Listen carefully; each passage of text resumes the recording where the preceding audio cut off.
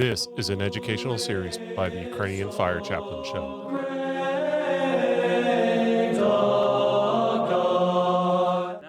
I wanted to give you a heads up that we had some technical difficulty on these episodes on Ignatius of Antioch. The original first episodes of the Ukrainian Fire Chaplain Show were done on Clement of Rome at Ignatius of Antioch on a condenser mic, which failed, and I did not realize that it had failed until after I got into post-production, so I had to use some backup audio. I want to give you a behind-the-scenes tour real quick of our studio, where I have made some upgrades in order to give you a lot better quality and listening experience. So stick with these 4 episodes on Ignatius. I did polish the audio quite a bit, even though it's backup, and I know you're going to enjoy it. Thanks. So as we get towards the second part of our episode today, we're going to be working into Ignatius' Epistle to the Romans. It's a lot shorter than some of the early works, and I'm only going to focus on 7 chapters and the greeting of it. Again, I think it's only a total of 10 chapters plus the introduction. So let's take a few minutes and kind of work through this as we wrap up today. Looking here at the greeting, the church which is beloved and enlightened by the will of Him that wills all things which are according to the love of Jesus Christ our God, which also presides in the place of the region of the Romans, worthy of God, worthy of honor, worthy of the highest happiness, worthy of praise, worthy of obtaining her every desire, worthy of being deemed holy, and which presides over love, is named from Christ, to those who are united both according to the flesh and spirit and to every one of His commandments. So I kind of talked about this a little bit in our first episode on who Ignatius was and what we could learn from his doctrines and writings and his teachings on the Christian faith. But, I mean, this is such a very explicit perspective on, the preeminent place of the church in Rome, at that time period in the end of the 1st century, the beginning of the 2nd century. And we'll see this a little bit in some of the later works, especially of Irenaeus of Lyon. But you could tell that regardless of how we would define that in later terminology and formula, you could tell that that Rome had some very overwhelming influence and authority. Now, we would have to relate on later debates and stuff like that to clarify what that meant, presiding over love. I think Waston did a pretty good summary there of the various interpretations and understandings of that. But I'm going to let you guys dig into that some more on your own. Let's skip down here to chapter 2. Pray then, do not seek to confer any greater favor upon me, that I may be sacrificed to God while the altar is still prepared. So he's talking about the altar of his martyrdom, and he's on his way to be, executed, and he's like, don't interfere. And again, this is kind of what I talked about, that like crazy fresh spirit of his, where he's like, you're doing me a disservice if you interrupt me. Like, he's like, I want to die for Christ. I want to be an imitator of the passion of my God. Skipping down to chapter 3, that I may not be merely called a Christian, but in reality found to be one. For if I be truly found one, I can then be called one, and then deemed faithful, when I will no longer appear to the world. And so he is really seeking that sign and certainty of his salvation through, his imitation of Christ's martyrdom. Now, we'll find in some later works and stuff like that, Christians, some of the communities would actively encourage Christians seeking out martyrs, but the general consensus of the church was, apart from those who may have had this special gift and special calling, not to encourage it because of the likelihood of failing. And we'll see that in a later series I'm going to do. But let's skip down now to chapter 4. I write to the churches and impress on them all that I should willingly die for God unless you hinder me. He says, don't interfere. He says, I've already been arrested. I'm on my way. Don't try to pull in favors to get me out. He says, I see the end. It's in sight. Allow me to become food for the wild beasts, through whose instrumentality it will be granted me to attain God. I am the wheat of God. Let me be ground by the teeth of wild beasts, that I may be found the pure bread of Christ. Rather, entice the wild beasts, that they may become my tomb, and may leave nothing of my body, so that when I have fallen asleep in death, I may be no trouble to anyone. Then I shall truly be a disciple of Christ, when the world shall see not my body, and treat Christ for me, that these instruments I may be found to be a sacrifice to God. Wow. That I may become the purebred of Christ, ground by the teeth of wild beasts. I mean, that is like pure.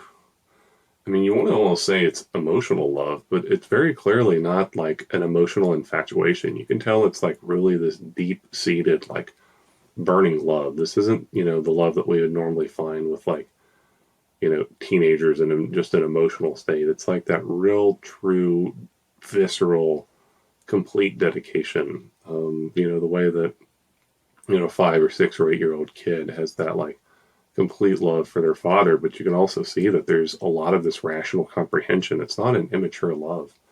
And that's what I found so inspiring about Ignatius. Skipping now to chapter 5. He talks about his desire to die, and I thought this was a little interesting perspective, what he called a band of soldiers, being bound to 10 leopards. I mean, a band of soldiers who, even when they receive benefits, show themselves to be all the worse. Kind of like Sid from Toy Story. You give them all these things, and all they do is, become worse and worse and more enabled. He said, "But I am all the more instructed to act as a disciple of Christ by their injuries. Yet I'm still not thereby justified. May I enjoy the wild beasts that are prepared for me, and I pray they may be found eager to rush upon me, which I will also tempt to devour me, and not deal with me as with some who out of fear the beasts have not even touched. But may the animals be willing to assail me. If not, I will compel them to do so. Pardon me in this. I know it is for my benefit. Now I begin to be a disciple." Now I begin to be a disciple. You see this like this completely new perspective. It's really challenging compared to how many people I run into today, Protestant, Catholic, whatever. Oh yeah, I'm a disciple of this. I follow this, and it's like, you know, man, could I only pray to be as zealous and faithful and be found to be as genuine, in my pursuit and acceptance of suffering for Christ as Ignatius did. Wow.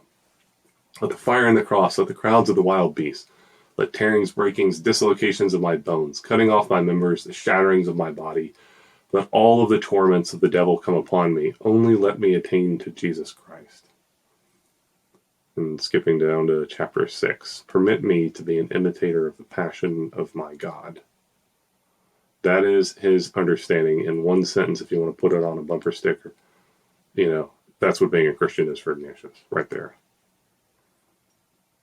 Skip down to chapter 7. Do not speak of Jesus and set your desires on the world. Don't talk about, oh, I love God, but I got to have my house. I got to have my Porsche. I got to have this. I got to have this. I got to have this. Man, if I don't make this promotion at work, I'm going to be frustrated, or if I don't achieve this. Ignatius is saying, don't talk about burning love with Christ and have your heart be elsewhere. Obviously, it doesn't mean you can't have a house, doesn't mean you can't have a car or anything else like that, but be mindful of where your real energy and affections lie. It says, don't let envy find a dwelling place among you. Listen to me and rather give credit to those things which I now write. And you find that same sentiment reflected in Paul, where he says, if somebody else comes preaching later, or if I come preaching later against what I've said now, just ignore that later stuff. Like, believe me now in what I say.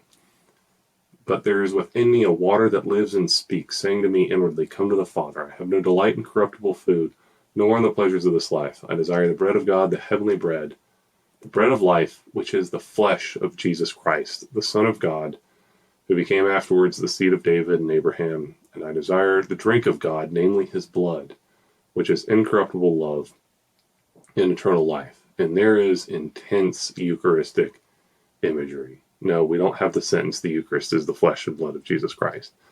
But he is saying, I desire the heavenly bread, the bread of life, which is the flesh of Jesus Christ. And we kind of see that a little bit in one of his later works, where he really talks about a physical union with Christ, and in a mystical communion here, and in literal communion in one of his other letters. Skipping down to chapter 8, he is the mouth altogether free from falsehood, by which the Father has truly spoken. He's saying Christ is the ultimate and true prophet of all of us.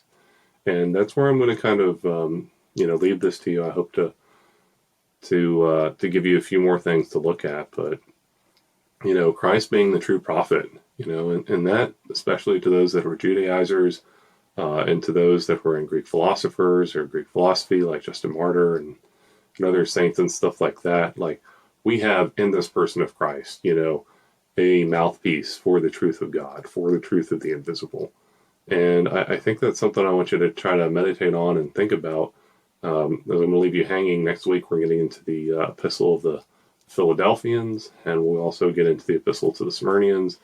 And hopefully we can see a few more of Ignatius's thoughts and life and teachings on Jesus Christ.